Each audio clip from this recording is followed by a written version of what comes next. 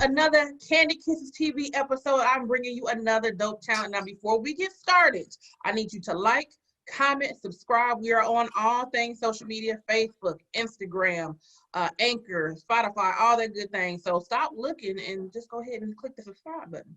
But now we are bringing in another fabulous comedian. She's a stand-up comedian. She's also a writer. Introducing Miss Jen Thomas. Oh, and don't forget the G, because it's spelled with the G, baby. Jen with a G. I don't know if we can cuss, so I got to just be like, it's you too, baby, and I'm going to cuss it for you, so you can do what you want to do, honey. Jen with a F and G. It's still Sunday, though. I ain't going to give them too much. Okay, so how you doing this today? I'm doing good. How you doing? I'm excited to be on your show. Such a beautiful platform. Thank you. We're going to get into this, honey. Now, being a female comedian, I know it's a little, difficult in the industry because it's a boys, game. So how did it feel and what made you want to get into the industry as far as the comedy is concerned? Hold on. Look at my Brayla, get out of there. You see, I'm trying to be great. This is why it's Kandid, because anything can happen. Look, I wanted them to get this moment when they talk about how I feel to be a female in the business. You got to be a comedian, a mother, and also still try to make it to be funny with these dudes. So I got into comedy. Comedy is so much fun. I got into it by accident, actually. Hold on. Get out of here. Out of here right now. Bye. We might need to start over because I feel like as soon as we start recording, here you go. We can't start over. Okay, forget it. Well, like your kids don't want to do stuff until you say, I literally said, listen, guys, I'm about to go live and do this podcast. And then all of a sudden you thirsty, hungry, you got the sweet, you want to clean up. Now the spirit don't hit you. So what was your question again? These children ain't gonna worry me, baby. How does it feel to be a female comedian in the industry when it's a boys' game? You know what? It's a tough business. It is a man game. I think this game has definitely gave me thicker skin. Coming into the game, I think I was more sensitive and really didn't understand why everybody was so tough because I did start in the church. I did start super clean. I did clean comedy for about the first 3 years of my comedy career. So it was a change when I went over to what we call secular comedy, the secular world. It was a dramatic change as far as nobody cared about your feelings over there. In the church, they'll be like, hey, I don't mean no harm. We're going to pray for you. But not over there. It was like dog eat dog. So I feel like it's a aggressive business, but anything you can always adjust and rise to the top. Absolutely, because just like you said, it's hard for a female in the game just because you're surrounded by the men. And not saying that you can't move and shake, in the industry just because men are there, but it is a little bit more difficult because they're looking at you like, oh, you're just a girl. What you gonna do? So it's like, oh, I'm finna show you what I'm finna do. Right, I'm gonna show y'all what I'm gonna do. Actually, just call me up to the stage. Then you gonna think I'm a boy. I might be a transgender, whatever. So you just gotta. I think the thing that sometimes you got to remember that you have to put in the work. A lot of women want to say, oh, they hard. Are you doing the work, though? Because sometimes we want that girl pass. We have those moments where we want to be treated like a girl. And then we have the moments where we want to be treated like equal. Like, You got to pick one. Now, if you want to be girly girl, then don't be trying to act like, you want the same rights as a man. Well, the men work hard, too. So, ladies, we have to do the work. We can't just go off of being a female. Like, you should put a female on your show. No, you should be funny. Yeah. You should have done some work to get on this show. But, and I know it is other things that, they try to hold us back from because we are females. But at least that part, I'm going to do the part that I can control. Well, the one thing I did appreciate about you saying that you did you did clean comedy first. So It's good to know that you have a diverse set because a lot of times when you see female comedians, it's always, for what I've seen, I can't speak for everybody, but for some of the comedians that I've seen that are female, it's always nasty. It's always straight to, oh, we screwing and we do. And I'm like, why can't you just be funny without screwing somebody? Right. You know what I'm saying? Right. I'm like, you can tell a joke about that. I can do clean, dirt. I can do whatever. Put me in whatever atmosphere. That's my challenge to myself. Has always been. I want to be a comedian who could be funny anywhere. There you And go. that's definitely a challenge because it requires you to come out of your comfort zone. Sometimes I'm more comfortable over here because I know they love me over here, but over here they don't really know me yet, you know. So I might have to deliver my jokes a certain way. Now I always have a saying about when they talk about women doing sexual jokes. I feel like they be hard on women for doing it, but a lot of men do sexual jokes because they swear they working with some every male comedian I know get on stage and act like he got the biggest thing in the world, and we all know that according to your references you ain't hitting on nothing, you know what I'm saying? But nobody ever says nothing when dudes do a lot of sexual jokes. So I think in general we have to try to write ourselves out of it. I still do my sexual jokes, and hey, but I'm also still new. I do a lot of other stuff, but I want to do what I want to do. The thing about comedy is being free to have your own opinion, own voice. That's the beauty of comedy. Well, but that's what I'm saying. That's the good thing, because the men do get up there and get slut buckets and just get real nasty and raunch. And I feel the same. I'm an equal opportunity, whether you're a male or a female. Like, be funny without having to be nasty all the time. Nasty is fine if that's your thing, but can you make me laugh other ways? And that's why, like I said, I appreciate the fact that you're saying, like, yeah, I got clean comedy too, which means, yeah, I can go wherever you need me to go. Wherever you want to go, let's go. Yeah, let's get in the car. You know, I think we in a generation now where everything is so judged. Everybody has their opinion. And just like I go even to Kevin Hart's special, everybody, oh, he not funny, he not this and this. Can Kevin really give zero fucks in y'all in this sensitive ass world? Y'all so damn sensitive about everything. Can a comedian really give their real opinion without y'all marching and trying to control what people say? This world has become so sensitive to the fact that we feel like whatever we think and whatever we feel that everybody has to agree. Right. Everybody don't have to agree with what Jen think, and that should be okay with me. I actually like people who speak their mind, and not all the time who agree with me. So we put a lot of pressure on comedy, and not understanding that comedy is very diverse. You're not gonna like every comedian you see, because every comedian don't resonate with you. So we can't control it though. Comedy is about being raw and being real to yourself. So I think that's what's important to me. I don't know about anybody else. Well, speaking of that, what was your first time on stage like? Horrible. I was trash. As a matter of fact, first of all, I always talk fast, you know, and I'm kind of country too. You see how I said that kind of, but I know I'm country for real. So I was so nervous. So I went up there, went super fast, and the man was like, "We you sound like you was funny, but we don't know what you said," you know. So that was my first time. I was super nervous, and what people don't know about me is, in real life, I'm super shy. You know, you got the fourth comedian that told me that, and I'm like, how are y'all shy if you're on the stage? Like, what gives you the energy to say, I'm shy, but I'm going to do it anyway? It's the passion and the love. I love it. Once I remember, so I love God, but I'm not perfect. I like to say that. Like I said, I started in church, but I remember praying, and I remember reading that everybody got a gift. Everybody got a gift. And I remember for years and years praying, Lord, everybody got a gift, but you forgot about me. I used to always say you forgot about me. And now, even when I look back on stuff people wrote in my book, my senior book, people always say I was funny, but I was the friend who was funny. We would buy each other. I'm gonna crack you up, but I ain't finna get in front of nobody. So I say this to say, I prayed and asked God, what is my gift? And then one day my church didn't have a host for their family and friends day, and the lady who I just used to crack up was like, Jen, you funny, you need to do it. I was like, no ma'am, I will not. I'm not getting in front of. Long story short, she convinced me, and once I did it, it was like I knew. It was just like, it was God saying, this is your gift. This is what your calling is. And that's what makes me go on stage. That's the part that gets me on stage. And I remember even for years, this is so funny. I'm gonna share this with you. I had been doing comedy about 5 years. I had already even won Apollo Live. I was on BET Apollo Live. I never ever considered myself a comedian, because I used to take, let me tell you the secret why I used to take shows. When I did the church show, everybody just started asking me to do their show. I was too afraid to tell them no.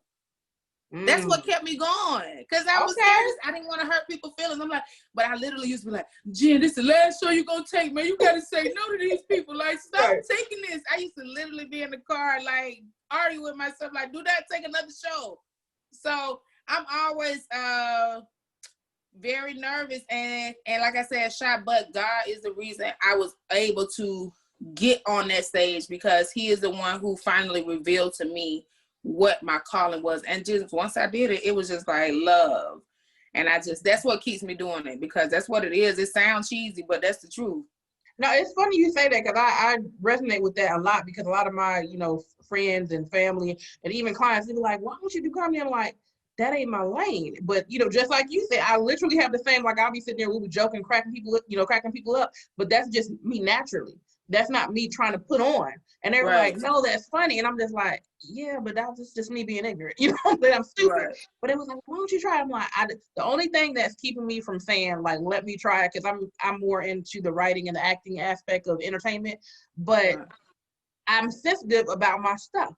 And I've been in the industry where I've seen how, people get up there and they are horrible. They get like a boo tsunami. And I'm just like, see, that right there is not going to make me want to get back on the stage. That's going to make me want to take it outside and whip their ass. So that's why I'm like, no, I don't know that for me. Right. Well, I think the beautiful thing about comedy, this is why I don't understand a lot of hate and trying to hold people back. This is the one field that I feel like we have so many avenues. You don't have to do stand-up. Stand-up is, I still feel strongly that stand-up is, you have a calling to do stand-up. Like, it's your gift. Stand-up is something very special and unique. But that doesn't mean that somebody else is not a comedian. Like, you can still be a comedic actress. You can be on the radio. You can write. You have so many lanes. But when we think about it, first thing we think about is stand-up. So I think that's why it's important to, if you do have a relationship, to ask, what's my lane? What should I go? Ask for that guidance, because people get caught up. But I still believe, as long as you going after something you love, you can still accidentally fall into greatness. And that's Les Brown. Fail your way to success. Fail your way to the top, because you're going to start trying so many things, and then boom, something going to hit you, and you're going to be like, oh, this is what I'm supposed to do, and that's it. So just try it. You ain't got to get approval from somebody. We look for approval too much. What made you say, God, you forgot about me? Like, because I had a talent. I didn't think I had a talent. Everybody around me had a talent. I had people who could sing, people who could decorate, people who could garden, people who was nurses. Everybody around me had something. Okay. I used to love to dance. I used to want to be a background dancer. I love to dance. So I used to think, I want to be a background dancer.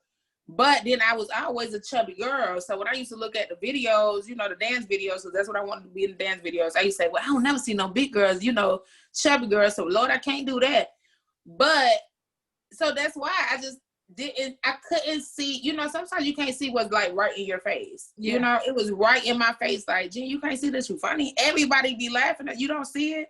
Right. But I couldn't see it because of fear. So don't let that fear stop you. Now, what's important about what you said is, well, I didn't see no chubby girls. NQ Lizzo, and she ain't giving zero. But think about back then we didn't have a Lizzo. Back then, I'm talking about me being a little girl. I didn't see a Lizzo. I didn't see like somebody who I would love and still would love to meet is somebody who I admire is Missy Elliott. Missy Elliott was the first plus size woman I seen dancing, and I used to be able to do, to this day I could do all Missy moves. You know what I'm saying? But I wanted to be like Missy. I wanted to dance like Missy, but the confidence of Trina. You know what I'm saying? Okay, I ain't that. Who's bad? And I still believe I'm Trina. Like, inside, that's me, the Trina, the baddest. That's your inner Trina come out every my inner Trina. Yeah, they got the city girls, but I had Trina when I was growing up. Trina was that girl. Okay, it still is. What you talking about? Period. I still love the queen. I'm from Florida, so come on. All right, now who is your favorite female comedian other than yourself? Clearly, that is so hard. Can I give a list? Sure. Okay, because I love different people for different reasons. I gotta say, one of my all-time favorites is I Love Lucy, because she was so animated. That's who I grew up watching. I Love Lucy. But stand up, it's so hard. I do like, cause I don't even know. I like Wanda Sykes because she's smart and witty.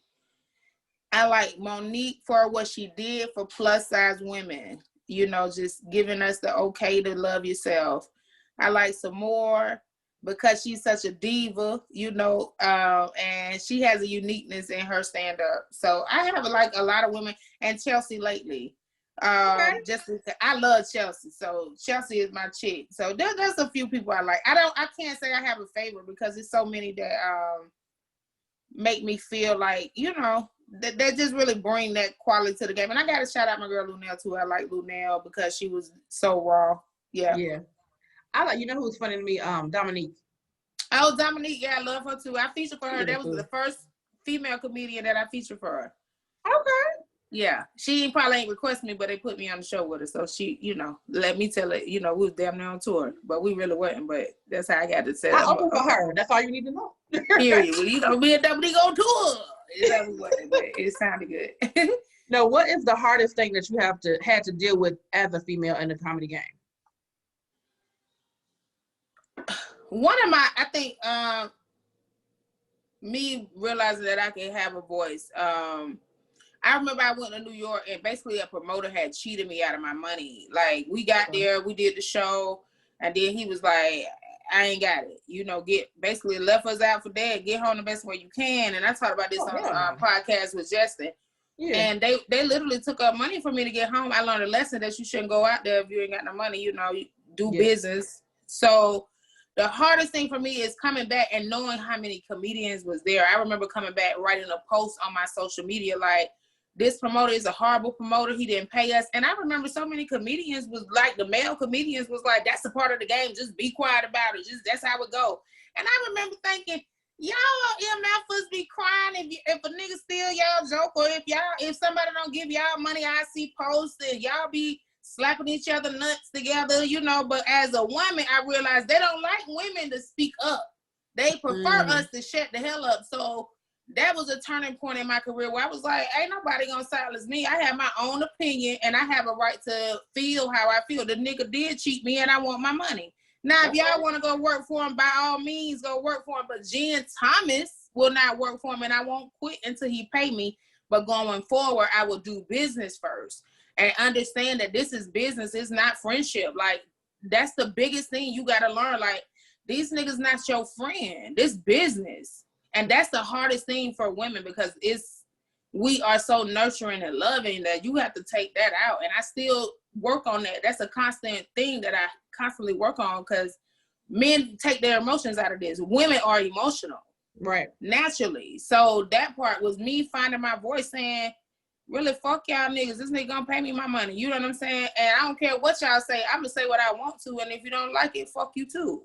That's right. So question, when you're in the industry like that, like, of course, if you knew, you're not knowing kind of how to move yet, but now that you've been in the industry for quite a couple of years, when it comes to people booking you for a show, like for me, because, you know, I'm in the service industry too, and people don't realize, you know, entertainment comedy, that's still a service you're providing. So here's my invoice. Once it's paid, then I'm coming. So do you do it like that, or how does it normally work? Yeah, they have to send me a deposit. You just make sure everything is. I want to know what hotel. I got to have the information of the hotel. Make sure the hotel, is a good hotel, not one of them doors on the outside. Make sure I get my money before I go on stage. Make sure you do have a contract if something happens. And I ain't gonna act like I always have a contract because that'll be lying. But I do always make you pay, especially when you're out of town. That's the most important ones. Because to me, you out of town. You don't have no help. It's in case something happens. So out of town shows, I need a deposit. I need to know where I'm staying. I need my money before I hit the stage. So I don't have to argue with you and go back and forth. If I ain't got my money, no show. That's so right. just staying true to that, even if you feel like somebody your friend, still get your money. Make sure they have your deposit and whatever you require, whatever you feel you need. But my most important things is having my deposit, get my money on stage before I go on stage, and making sure that I'm in a place that's I consider a safe hotel, you know. Yeah, I know that's right, because people they look at it like, oh, entertainment is funny, but it's still a business. Give me my It's check. a business, yeah, and it's a dog business because you on your own out there. When you out here before you blow, you don't have no manager, no tour manager, nobody looking over your books and caring about your feelings and emotions. And you're a woman too, so you gotta watch your cuckoo, you know. Hold it close to your heart, baby. Put a lock on that thing. And what make them think that you want them just because you're on tour with them? Like, baby, I don't want you. Yeah, yeah. Well, you know, men feel like if they like you, you supposed to like them back because you fat. Nigga, you ugly. You know, you ugly, sir. You ugly. And especially niggas in Atlanta. That be one to I tell a lot of these niggas in Atlanta. Outside of Atlanta, you a two. In Atlanta, you fine. You better say that. In Atlanta because we ain't got that many options. But if you leave 285, you're done, sir. You ugly. You back to slow. You know what I'm saying? Say it louder for the ugly nigga in the back. That's what you right. Nigga, I'm gonna get a shirt say outside 285, boy, you ugly. You hear me? Niggas be ugly as hell. Anyway. Oh my God, you better say. And then that's the funny part. You know, well, because you fat. Look, first of all, that's the one thing, the misconception men do. Oh, well, you know, she chubby. She got to like me. Baby, we can lose weight. What can you do about your face? Well, you know what? I don't even be saying I can lose weight because if you fat, then you know if I go to a store because I'm fat, I got to pay extra for clothes. Mm-hmm. So that's extra money to fuck with me because I'm fat. You know what I'm saying? I need extra soul. I need extra clothes. You know what I'm saying, nigga? You know I'm fat now. You want this pussy to stay what, you know, in tip-top shape. You need to make sure you so you can read. You know what I'm saying? I'm just trying to preach to somebody. Hey, on a Sunday. Come on now. Come on now. It's so good into this community. So you can park that truck. How she say? Park that truck in the middle of something like that. Yeah. If you want some of this wop, bop, boom, wop, wop, bam, boom, go ahead. I'm telling you. Now, what's kept you motivated during the quarantine? Oh, sure. You know, nothing motivates you more than your money being low. When they canceled all my shows, baby, you get so creative. Hello? I would tell jokes in the gas station. Let me tell you a joke. Come here, give me $20. You know. Being broke will motivate anybody. I don't care what talent you in. I don't care what career you in. When that money get low, you'll come up with all kind of things. I done came up with shirts. I'm doing shows here, Zoom, everywhere. So that's what keep me motivated. My kids here, and I don't get child support, you know? Okay. I know that's what. Yeah, you talked about that the other day. You like, you ain't paying about that child support. Yeah, when you don't get child support, baby, you supposed to be great. That's what made me great. I didn't get child support, so I had to go out here and get it from the mud, you know? And then I was thick, so, you know, they don't really take care of us like that. They just feel like we supposed to have it already. So that's why I was on the grind. But if I get them little surgeries, it's over for comedy. I'm just playing. Listen, I tell my folks, if I ever see a six-pack, I ain't going to own a full shirt. Strictly home yeah, I'm just from now on. Yeah, God knew what he was doing when he made me a little chubby. I'm already arrogant and with this old high self-esteem. He was like, girl, if you be slim, I wouldn't be able to talk to you right now. I'd be like, girl, you know how fine I am? Like, you got to see me in person. They got to see their body. You hear me? Oh, I wouldn't be. Now, what is your ultimate goal in the entertainment industry? What do you see yourself doing in about the next 5 years? Well, you said ultimate goal in the next 5 years. My ultimate goal won't be done in 5 years, but I want to be one of the greatest to do it. You know, when I see the list of funny comedians, you know, legendaries, I don't see that many women. So I want Jen Thomas to be on that list to say, you know, Jen Thomas, you know, I want to sell out the Madison Square. So I got dreams bigger than me, but I got to push hard and work hard. But I believe I get there if I just do. Now, with your writing, because I know you got the gig for Wild 'N Out before they did their thing. So how was that process? Was it like nerve-wracking, or you just somebody just put your name in the head and you was like, all right, let's rock it? Let me tell you, Wild 'N Out was if we ever did all the things that challenged me in my career, that would definitely be up there on the list. You hear me? Okay. It was super challenging to me. One, because I've never been a writer. It's different when you're writing, when I'm doing jokes for me. Right. But when you have to write a funny joke for somebody else and hope that they deliver that joke, you know, to give the best impact, that was difficult. And also trying to write a joke that caters to that person's personality, because I might say something, I'm real and wrong, but that other person may be like low tone. They may, so you have to consider all those things. So I think it was definitely challenging to me. It definitely got me out of my comfort zone.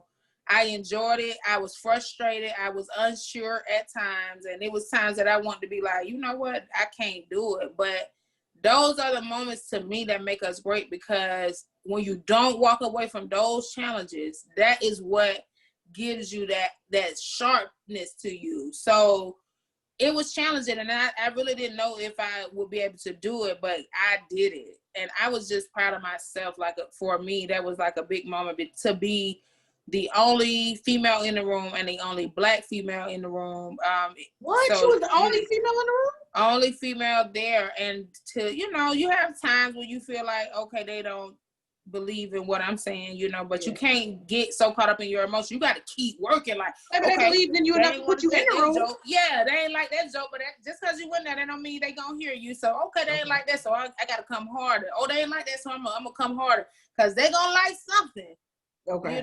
So that was fun. But the people I worked with were great people, and the top writer, actually, he definitely pushed me. He challenged me like my old basketball coach. He would not take mediocre for an answer. So at the time in there, I was like, oh, you get on my nerves. But after everything, I was like, bro, he told me, he like, Jen, I push you because I see something in you, and that meant so much to me. And, after things are done, that's when things hit you like, you know what? I know why that person was not even being hard on me. It was me, them challenging you. Yeah. Now, my question is, how was it hard seeing someone deliver your joke and then not being able to like do it right? Because you look like, that's not how it's supposed to go. No, you know what? The hardest thing, comedians, we love our stuff. So it was more hard. I didn't care that they couldn't. The hardest part is for somebody to do your joke and nobody knows that was the joke that you wrote.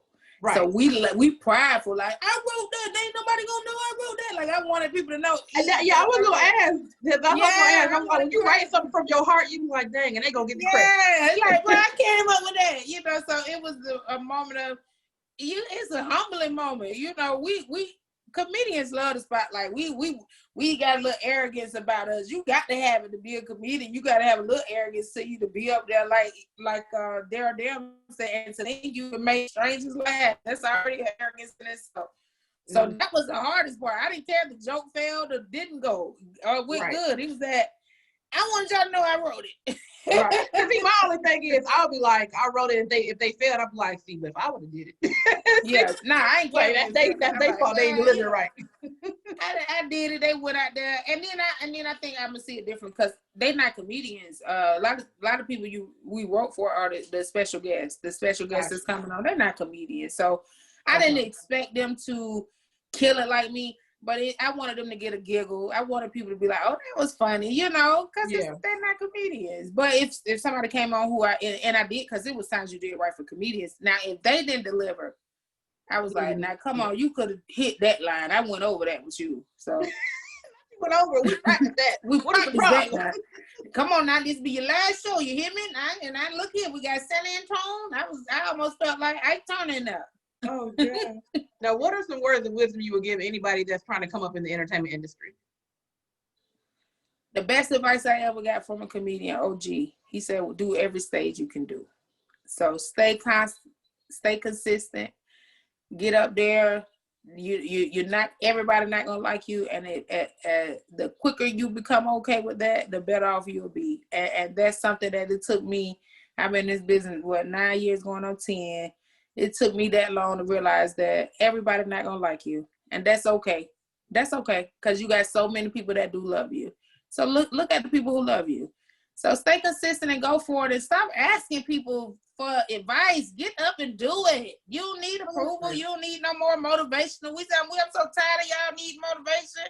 Either you going to do the shit or you ain't going to do it now. Yeah, you ain't gonna be shit at first, but if you keep on doing it, you gonna be somebody. When you first start a job, you don't be shit at the job. Then after that, you be the one everybody go to. You be the expert. That's right. All right, now Candy Kisses, I like to keep it fun, so we ended with a couple of segments. First one is Kiss or Diss. These are celebrity crushes. Ooh, so I'm gonna yell out some celebrity crushes, and you're gonna decide whether you kissing or you dissing. Okay. You ready? All All right, first one, the baby or T.I.? Who you kissing? Who you dissing? Oh, the baby, definitely. T.I. can Really? move around. Yeah, T.I. got too many, all them big words, bro. I'd be like, bro, come on with all that, man. Give me somebody interpret this, bro. I got a GED. I don't know what that man talking about. But the baby, with his chocolate self, I feel like he can lift me up, and his leg, his legs won't be shaking when he lifting me. He'll be like, ooh, but he just know how to do a big girl. Ooh, I don't think the sex will be all that because he don't look like he packing, but he look like he can be a good time. So I mean, yeah. And then I seen a little clip come out on Twitter that was supposed to be him, and he said it wasn't him. I wouldn't claim it either after what I saw, but I know that was him, and it wasn't hitting on nothing, baby. Okay, but he got good sound effects. Go ahead. Idris Elba or Michael B. Jordan? Who you kissing? Who you dissing? Can I diss both? What? I don't think now one of them fine. None of them ain't got no. First of all, Michael B. Jordan is the sexiest man alive according to people. Yeah, and I want to know who did. I want to recount like Trump. I demand the recount. Ain't no way. Michael B. Jordan. Yes. He not finding me at all. He look like a baby. No, sir. I'm good. He look like he started going to the gym and lost hope. I can't do it. I ain't never heard nobody diss them. I don't like that one of them. No, I like a man who, with a record. It look like he did a felony first. It look like he stole a car. They all look like they had good jobs out there. Like, I want somebody who make me feel like I can't really sleep all the way at night. I got to watch my purse. This kind of man I like. If I can go to sleep and not worry about you touching my debit card, what kind of relationship is that? That's not fun. Too safe? I want to live on the edge. I want to have something to tell my homegirls like, girl, you ain't gonna believe he stole my damn car. Yeah. Oh, that's so sexy. All right. Ooh, girl. Last one. Forrest Whitaker or Danny Glover? Who you kissing? Who you dissing? So you just ain't gonna bring up Lil Boosie. You already know who I like. I don't like now one of them either. I ain't no thugs. You could say Boosie or Plies or somebody. You know what I'm saying? Now one of them. You gotta keep I'm a little sick to my stomach that you brought up with old ass men. You knew who was coming on the show, and that's what you. I know you follow me. You know, like now one of them suit wearing ass niggas. Danny Glover or who the other thing? I don't even know. I have to Google him. Is he alive? I'm just playing. Don't you do it? I ain't gonna get it in. Is he living? Okay. Yes. I'm good on them. Man, they look like they go to church every Sunday. They go to morning service and I ain't going to that 7:00 service, man. I still be sleeping from my hang-up on Saturday. So I'm good on both of them. Look, you got to pick one. I let you slide with Idris or Michael, so you got to pick one. Hi, Kiki Parmadou. I'm sorry to that man. I'm gonna pick Danny Glover just because his name sound cool, but I know the nigga, but I guess he look like he got a 401k, so I had to do him, I guess. All right. Our next segment is our DAQ. That stands for dumbass questions. They're just random questions I want answers to. Okay. All right. If you had to choose an animal to help you win a fight, what animal would it be? A lion. Okay. Yeah. Aggressive. King of the jungle. Yeah, we winning. We walking out that thing all body, bloody. We out here. All right. For $50,000, would you ruin Thanksgiving dinner by telling a deep family secret at the dinner table? Hell yeah, I didn't want to tell my family, my uncle been certain kids. They know my uncle used to, they keep inviting his ass. I didn't want to press charges. Think I'm coming with the cranberry sauce. Fuck Uncle Ben. That ain't need to be under the jail. And I'm tired of y'all talking about, do you eat meat, Ben? I don't give a damn what he eats. That nigga need to go right where R. Kelly them. I'm tired of these black families bringing these molesters to our table like we don't know the family secret. Stop keeping this shit a secret. Lock that motherfucker up. Nah, I can't go nowhere because my little girl and that, she got to go everywhere I go. And I love to run to the store to smoke weed. Come on, man. Yeah, they can give me $10. I tell that damn little do it for free. Actually, I do it every year because we got an uncle that be there and be like, fuck this nigga. Y'all know I don't like him. I come there just to talk shit to my family. I'm sick of y'all. I'm gonna call me and the police to be there next year. Go ahead. Yeah. They gonna pass around a collection plate with you. Yeah, they be like, Jen always starting trouble with the family. No, the trouble in the family. We need to address it. I'm sick of y'all trying to cover it up, engrave it, and fried pork chops. I'm sick of this shit. And that bean pie don't be shit never. And who keep bringing this potato salad that ain't shit? Yeah, my cousin, white girlfriend, trying to fit in with the family. She could be herself. Like that goddamn ambrosia salad? I can't stand ambrosia salad. All kind of decorations in her, goddamn chicken salad. Who the fuck bring chicken salad? Okay, I'm sorry. I had a flashback. If you could make one rule that everyone had to follow for one day, what would the rule be? Oh, tell the truth all day long. If they got to tell the truth, it'll be an interesting, fun world. Mm-hmm. If you had to tell the truth all day and you had to go to work and tell your boss, I never liked your ugly ass, it'll be amazing. Mm-hmm. Now the next day you might be unemployed, but still it'll be fun for us. There was a restaurant, one of my homegirls said she's from the place, Saginaw, Michigan, and it was some little restaurant that every Tuesday they can be rude Tuesdays. So they can come in there and then the bartender, everybody just treat you rude and just say whatever the hell they want to say. I was like, I'm surprised they didn't get to fight. And she was like, they almost did, but because they knew that was the rule, it wasn't no big deal. But you know how you come in like, well, let me seat you and all that. They'd be like, hey, where y'all niggas want to sit? Come on. Like, they were just being real, just ignorant for no reason. I'm like, I think I seen that somebody had recorded it and put it up. And actually it's a restaurant that do this. Like, that's the main number. Yeah, okay. I love it. I want to go just so I can be ignorant with them. I do too. I want to go. I think that'll be fun because we're so sensitive, man. Just tell the damn truth. I don't like you. Mm-hmm. All right, what is one crazy thing that happened to you that you can remember that happened to you when you was in high school or elementary school? I got so many. Oh, let me make y'all laugh. So when I was in elementary, you know them little chocolate bars they used to sell for $1, them little chocolate candy bars. Okay, so my daddy at the time bought all of them. He was like, I'm just buying all of them because I don't want to sell that shit. So he bought all of them. I stayed up all night. Boy, this I should have knew that my future was fat. I ate every day. My future was, okay, I'm just telling you the truth. See, people don't hit you. I knew when I was younger I was going to be fat because I ate 100 chocolate bars. Baby, let me tell you something. It felt good eating them. I got up the next morning to go to the bus. The bus used to come right in front of my house. It was a little slow bus, but that's another thing we'll talk about, a little box bus. So I go walking to the bus. I thought I had to fart, right? Oh, baby, when I farted, boy, shit went everywhere. Baby, I was shitting. I'm talking about I shitted for at least 3 days, boy, in the one spot. I'm talking about my stomach was like, I mean, I know the people can see the shit. I couldn't even do nothing. I was just frozen, like the challenge and shit. All that shit. Oh, my God, girl. Then I was trying to back, you know, because the bus was right there. So I'm walking back like I'm doing a little dance and shit. Boy, when I tell you, they called me shit and drugs for the whole year of school. That's why I had to be funny, because I had to roast these niggas, boy. They were like, little shit. I was like, yo, when I bring that shit up, I'm still sensitive about that shit, literally. Boy, that was the most embarrassing thing. I ain't even know a human can shit that much. Like, come on, I've been shitting for 5.5 hours, sir. This should be over by now. Nigga, I'm mad that you said your future was fat. My future was fat, listen, that is a shirt. You better make that shirt today. Matter of fact, you need write it down and make that your Thanksgiving Black Friday sale. My future. My future was fat. I knew I was gonna be fat. This ain't had to tell me. I knew I was gonna like to eat. This ate 100. Okay. What horrible business name could you give a mortuary? Ooh. We cut them. We stuff them. That's the name of. We cut them and we stuff them, nigga. I feel like everybody be that bit though. Like, bro, when I die, I want that. I want to go to we cut them and we stuff them, boy. For real, that just sound fine a little bit. Man, pray for me, y'all. Okay, you making me do this. I didn't want to do this to these shit. I would name it "Fuck Your Family." That's it. I think we cut them, we stuff them, no side chicks allowed. It'll be beautiful. God. They need to come to me. I got all the business I do. Wait a minute, you right about that no side chicks allowed.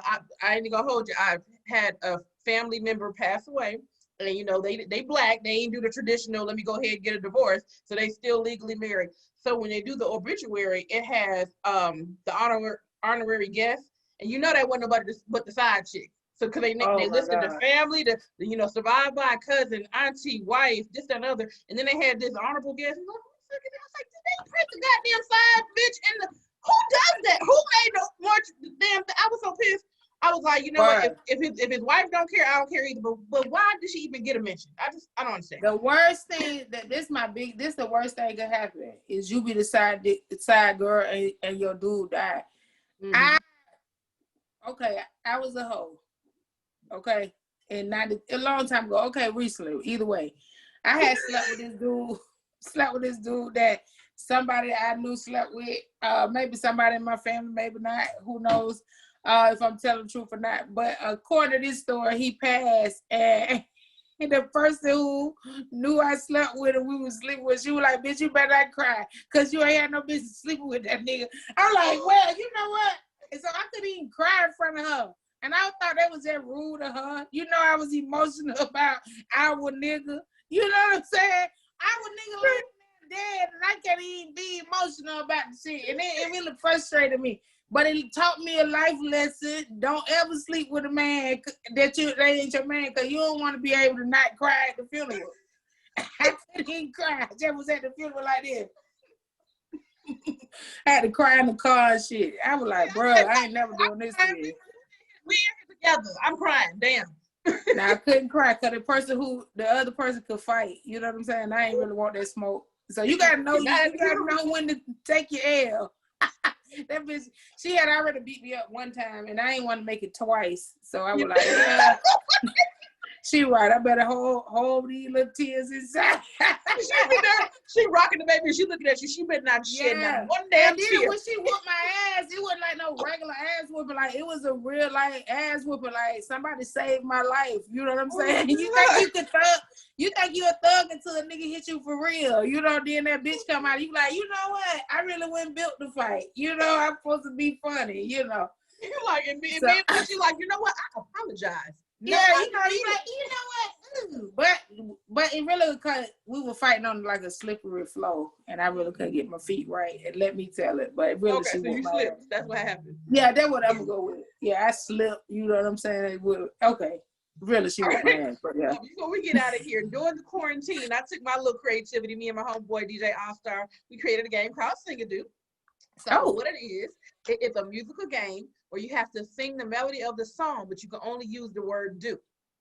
You got it? Okay. So I'm gonna give you an example, and then I'm gonna let you do a couple. Okay. So first and foremost, we got different categories. We got Billboard hits, country, rock, sing-a-doo favorites, old school, TV themes, party dance hits, hip hop, and R&B. Which category you want? Hip hop and R&B. All right, let's go. Do do do do do do do do do do do do do do do do do do do. You know? Please me. Cardi Please B. Me. Yes. Babe. Oh, okay. Okay.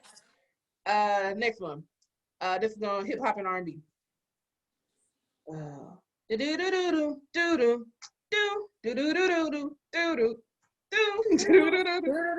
do do. Well, you know, I don't know. Black people ought to be knowing the music. Do and be like, who sang that? Who sang? That's the whole point of the game. You're supposed to know. Y'all know who it is? No. Check the rhyme. Tribe Called Quest. I want to switch my category. I don't know songs. All right. I'm gonna lose. I'll give you one. You better know, baby. Oh, they better. You better know this one. If you don't know, there's something wrong with you. Yeah. Do do do do do do do do. Oh, call Tyrone. There you go. All right, I'm gonna let you do a couple. Come on, help you get your.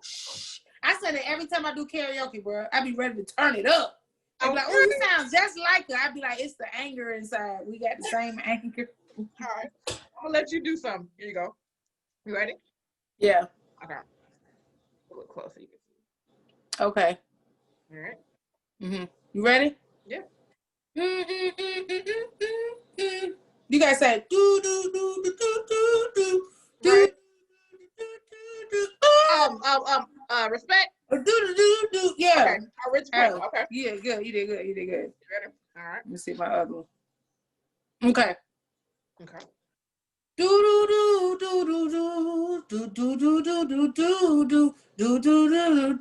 Say my name. Say my name. Let it. All right. Yeah. Last one. Okay.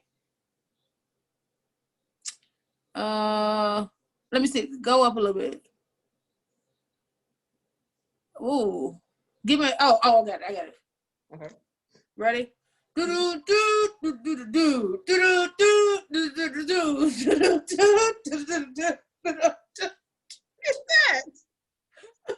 We don't play. We take it to the house. Take it to the house. Slip and slide. Take it to the house. Take it to the house. That's how I get to. You should know I was gonna go with Trick Daddy. Oh, you know that. And take it to the. I was so sick of that song. They play that for every commercial. Lord. Well, that is how you play Singadu. If you're interested in getting it as the perfect stocking stuffer for the holidays or any occasion, you can go to singadu.com. And Jen, please tell them where they can find you, your merch, and wait a minute, hold on. You gotta let them know before we get up out of here about your podcast. Go on, tell them about it. Oh yes. Make sure y'all listen to my podcast. We drop every Monday. Yeah, we talk like this. Me, myself, with Steve Brown, JJ from the Sip, Laugh, Love. It's hilarious. Every Monday we drop. So if you follow me on anything, Facebook, Twitter, I can't even think about it because I had smoked last night, but IG. Jen with a G, Gin Thomas, Jen Thomas on everything. And I also have a line for women to promote loving yourself. It's called Thickish, if you right in the middle, or Gravy Thick. So yeah, if you follow me, you can always get that merchandise. And my website is www.gravythick.com. But like I said, if you follow me, the link is always in my bio. Before I do go, I do want to say now, all the stuff you heard was jokes. So don't be in my inbox talking about you sleeping with somebody, man, and all that. It's called comedy with your sensitive ass. I love you, girl. Thanks for having me. All right. See you next time. Bye. Candy Kisses TV is brought to you by Singadu. Order your copy today at singadu.com. Did you do it today? Subscribe, like, share, and comment. And make sure you tune in every Sunday, Monday, and Thursday at 11 a.m. Eastern Standard Time.